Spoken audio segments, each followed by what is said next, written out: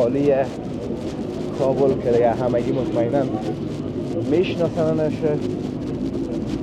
بازار دوستان متفکر سوارا هستن و سرای سراسر موتورسیکل‌های همونا هست.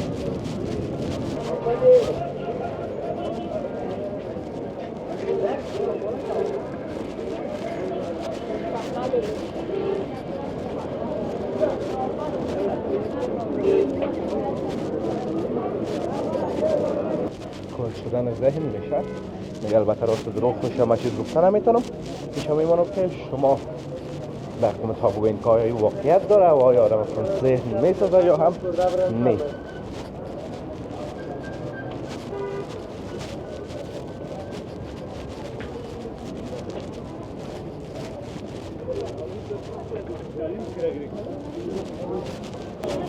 سلام و درود نصار شما خوبان و عزیزان. انشالله که خصوصاتمند و سرحال باشین و زندگیتان هم با خوبی و خوشی با پیش داره. دوستان نهایت گرامی و عزیز، آمدیم به طرف های کوچه سنگی شهر کابل.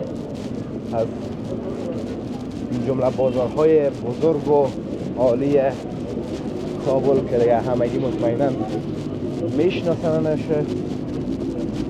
بازار دوستان متفکر سوارا هستن و سرای سراسر موتورسیکل‌های همونا هست.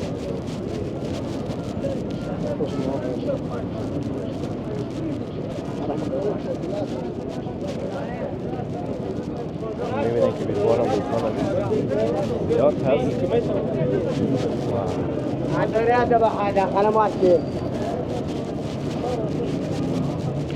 مردم زیاد برگشت. نصیب که آمد هستم که آمد که آمد قابلی سلام از من گرم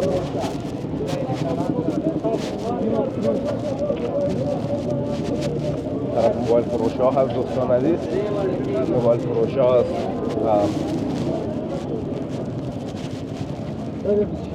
دست فروش ها هستن دوستان. همه چیز دیگه و همه تو بیدوارشون دوستان عزیز زیاد هست.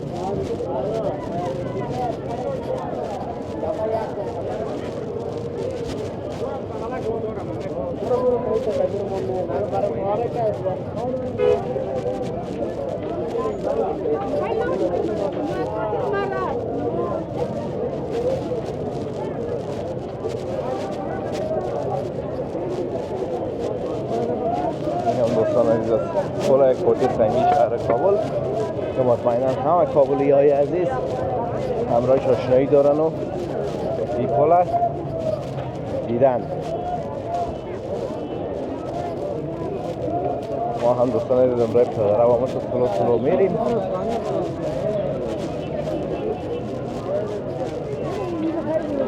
طرف دکان های لوازم ضروری تعمیرات هست.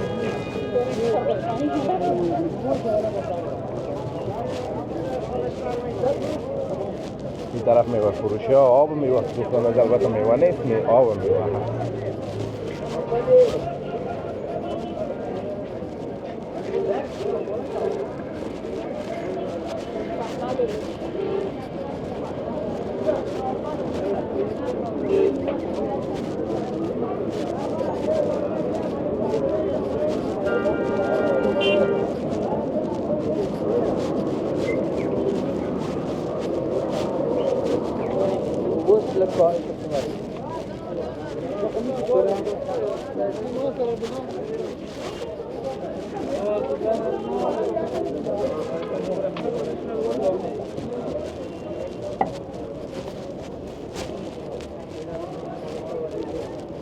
لوازم موبایل دوستان عزیز و دست فروش ها دیدارم او گرفتن های خمکی ها واسه آمدم و او گرفتن باران و مگنه دوستان عزیز امروز نبود.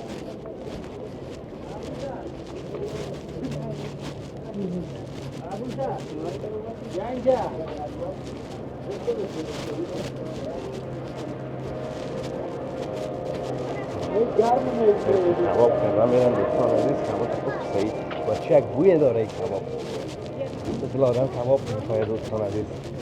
نام خوب باشه آدم به بزرگی حواس آدم ای کبابا.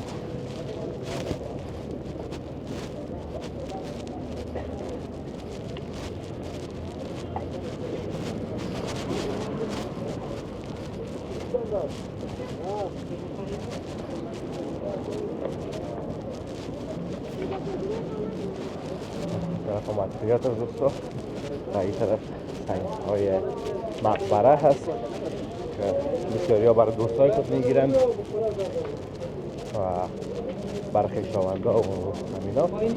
در ضمن در بسیاری از جاهای دوستا گفته شده که خواندن نوشته های از این سنگ ها باعث کل شدن ذهن میشه. میگه البته راست دروغ میشه، من چیز گفته نمیتونم. میشه میمانم که شما در مطابق این که آیا واقعیت داره و آیا آدم اصلا ذهن میسازه یا هم نه.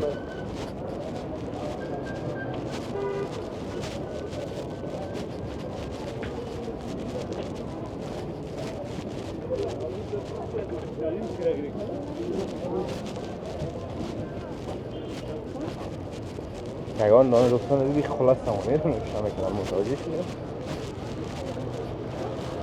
دیمک سنگ قبل است که به همسر هم نوشته شدن.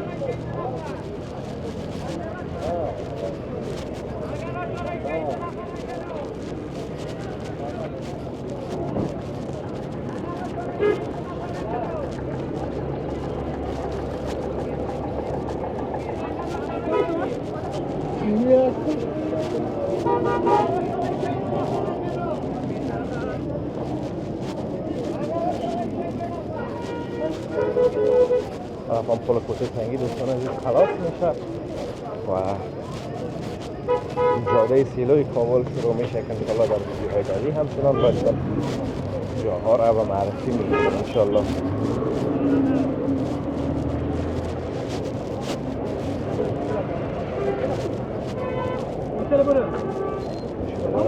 موتر باز کرد دوستان عزیز، ما هم مجبورن از این را بریم.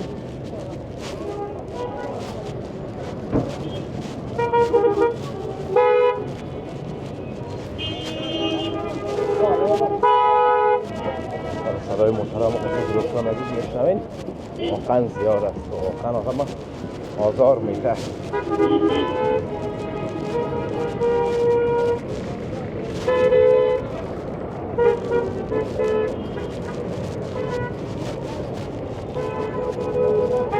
خربوز ببینم دوستان عزیز، خربوز در این وقت سال خربوز واقعا یک چیز دارم است متناسب است. اگر در این وقت